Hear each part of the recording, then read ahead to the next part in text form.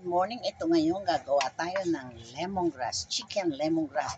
Wala kayong isasahog na iba kundi chicken lemongrass. Ayan. Ayan. Ayan. Nilagay ko muna yung lemon. Tapos, lagyan ko ng konting lemon. Ayan. Aning ko siya dyan. Asan ko yung apoy?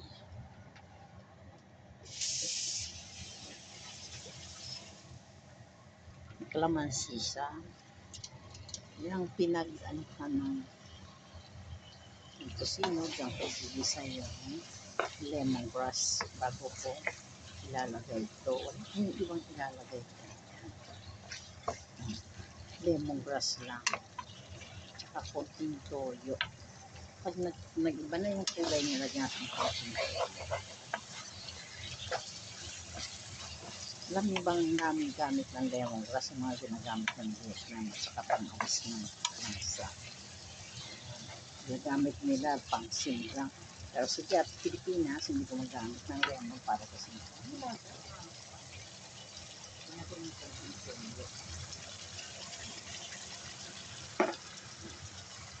Natin ng konting toyo. Nagtago ng toyo. Masarap ang lemongrass.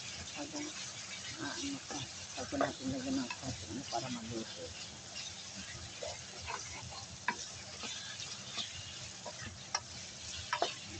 Pabago yung sila niya. Kaya natin konting toyo.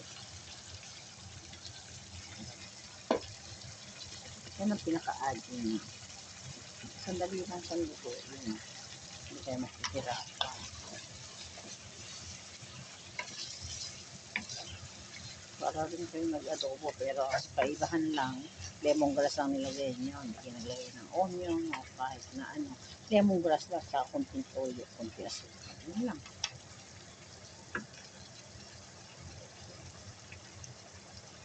Halo-halo nilagay niyo para mapili.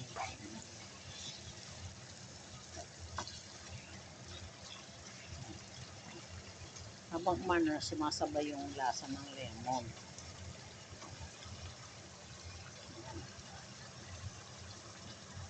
Diba? Madali na siyang maluto. Ayan na siya. Oh. Maalis yung sabaw, lasa na siya. Lasa ng lemon. Kaya nga sinabing lemongrass. Lutong Vietnam po to. Pero Pilipino rin siya. Adobo sa Pilipino. Kaya lang, lemongrass ang nilagay.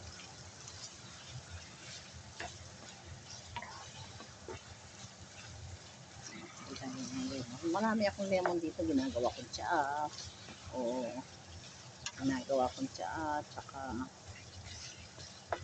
kasaw sa mga gulay. Mga pepper yun. Tatanin ko pa ngayon bago kong suka. Para dumami. Yan.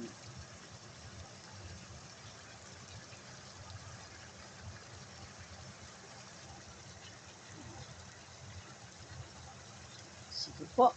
Bye-bye.